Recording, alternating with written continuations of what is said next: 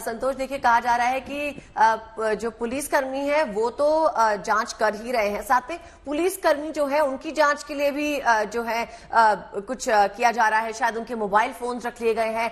जरा बताइए कि पिछली बार से लेकर जो फरवरी में धांधली हुई थी परीक्षा को लेकर, और उसमें और अब की बार में जो सुरक्षा है उसको लेकर क्या इंतजाम है?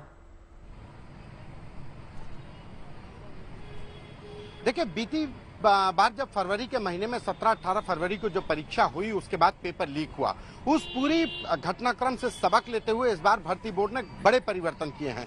पहला परिवर्तन था कि कोई भी परीक्षार्थी रूम के अंदर या एग्जामिनेशन सेंटर के अंदर कोई भी घड़ी पहन कर के नहीं जाएगा, चाहे वो डिजिटल घड़ी हो, एनालॉग घड़ी हो, कोई भी घड़ी अलाउड ही नहीं थी। लेकिन एग्जामिनेशन रूम के अंदर बच्चों को टाइम कैसे पता चलेगा, इसके लिए घड़ी लगाने के लिए आदेश दिए गए और उत्तर प्रदेश में करीब 17,000 घड़ियां परीक्षा केंद्रों में लगाई गई। ये भर्ती बोर्ड के निर्देश के बाद दिए गए। उसके साथ ही किसी भी इलेक्ट्रॉनिक गैजेट का इस्तेमाल करने पर पूरी तरह पाबंदी थी। जो पावर के चश्मे थे, जैसा हमारे साथी बता रहे थे कि पावर का चश्मा लगाने पर भी शुरुआत में जांच करने के बाद ही भेजा गया।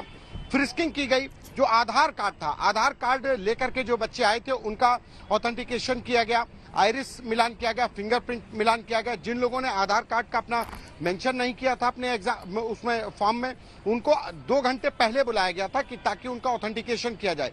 यानी कि इलेक्ट्रॉनिक वेरिफिकेशन के साथ साथ फिजिकल वेरिफिकेशन करवाया जा रहा था।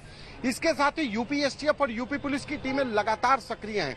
बीते 12 सालों में जो सॉल्वर गैंग्स थे जिनका कभी भी नाम आया, उन सब की कहा जाए कि उनका चिट्ठा निकाल करके उनको रडार पर लिया गया है। अभी गोरखपुर में एक महिला कांस्टेबल अरेस्ट की गई है बीती रात में।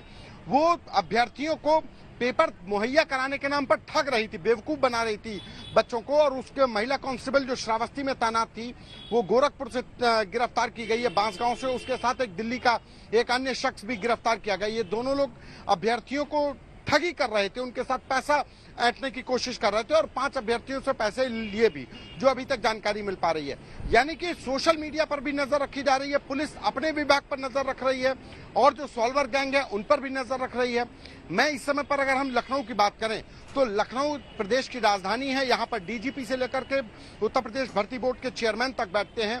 यहाँ मैं इस समय पर पॉलिटेक्निक, जो गवर्नमेंट पॉलिटेक्निक है, यहाँ पर जो बॉयज एंड गर्ल्स दोनों का है, वहां पर मौजूद हूं। और मेरे पीछे आपको तमाम अभ्यर्थियों की जो भीड़ नजर आ रही होगी, ये वो भीड़ है। ये अभ्यर्थी है, ये निकल करके आ रहे हैं बाहर, एग्जामिनेशन सेंटर से बाहर निकल करके आ रहे हैं। और ये जो अभ्यर्थी अब ये जो दूसरी तरफ ये इंतजार कर रहे हैं कि ये सेकंड शिफ्ट के लोग हैं। सेकंड शिफ्ट में ये लोग 3 बजे से परीक्षा देंगे, 3 से 5 की। उसमें पेरेंट्स से अपने बच्चों की परीक्षा दिलाने लाए थे, बैग लेकर के, कोई रात भर से सफर करके आया।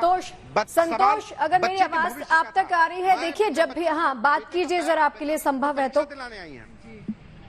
हाँ। अच्छा, कहाँ से आई? मैं बिहार से। बिहार से आई हैं? बिहार में कहाँ से आई हैं? गोपालगंज जिला से। अच्छा, गोपालगंज से। कौन आया, बेटी या बेटा? बेटी। बेटी को परीक्षा दिलाने आई हैं।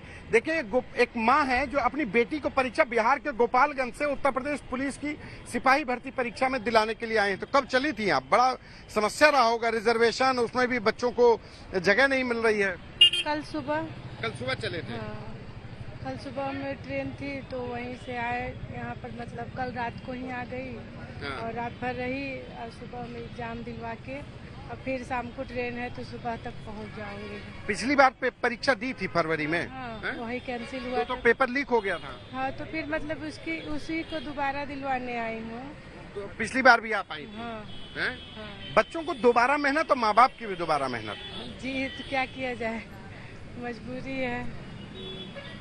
देखिए, ये पेपर लीक जब होता है तो कैसे बच्चों की मेहनत पर पानी फिरता है, लेकिन माँ बाप भी डबल मेहनत पड़ जाती है। तमाम और अभ्यर्थी भी हैं। परीक्षा देने आए थे, हो गई परीक्षा?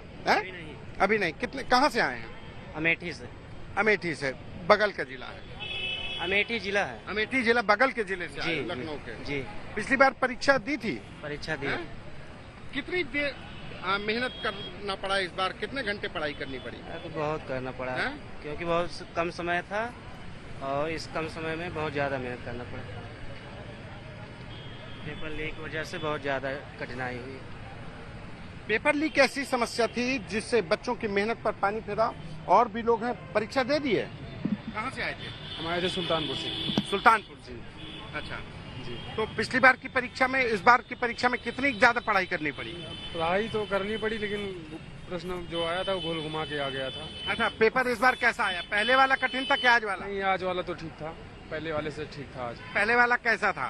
पहला वाला तो समझ में बैठते थे तो समझ में नहीं आ रहा पहले था। वाला समझ में नहीं आया। नहीं आ रहा था, ये वाला तो बना आया। रहे हो कि अच्छा पेपर लीक हो जी जी गया? जी जी, पेपर ठीक गया। ये वाला पेपर ठीक गया? ये वाला सही गया। ये वाला जी सही गया। जी जी। पेपर सही जाए, घंटों की मेहनत के बाद लोग अपनी तैयारी करते हैं। देखिए, अभी भी बच्चों के निकलने का सिलसिला जारी है। 9 बजे से परीक्षा शुरू हुई थी, 9 से 12 2 घंटे। 10 बजे से परीक्षा शुरू हुई थी, 10 से 12। 9:30 बजे गेट बंद हो जाते हैं। महिलाएं सबसे ज्यादा जाकर के इस पुलिस भर्ती परीक्षा में भाग ले रही थी। और इस बार मुख्यमंत्री ने भी जैसे कहा कि इस बार महिलाओं की भर्ती की जाएगी और ताकि जो मनचले हैं उनको सबक सिखाए जा सके। तो ये जो चीजें हैं, उत्तर प्रदेश में बेहतर हालात करने के लिए परीक्षार्थी निकल भी रहे हैं। उनसे कहाँ से आए थे आप? अम्बेडकर नगर से। तो कैसा रहा पेपर? अच्छा, पेपर अच्छा रहा। अम्बेडकर नगर से आए थे तमाम लोग। उत्तर प्रदेश के सटे हुए, लखनऊ से सटे हुए जिलों से और बिहार गोपालगंज से आए हैं, कोई अन्य प्रदेशों से भी आए हैं। उत्तर प्रदेश के इतर 26 राज्य और 8 केंद्र शासित राज्यों से इस भर्ती परीक्षा में अभ्यर्थी शामिल हो रहे हैं। तो अपने आप में देश की सबसे बड़ी परीक्षा, क्योंकि 48,17,000 से अधिक परीक्षार्थी इस परीक्षा में 5 दिनों में 10 पालियों में इस परीक्षा में शामिल होंगे।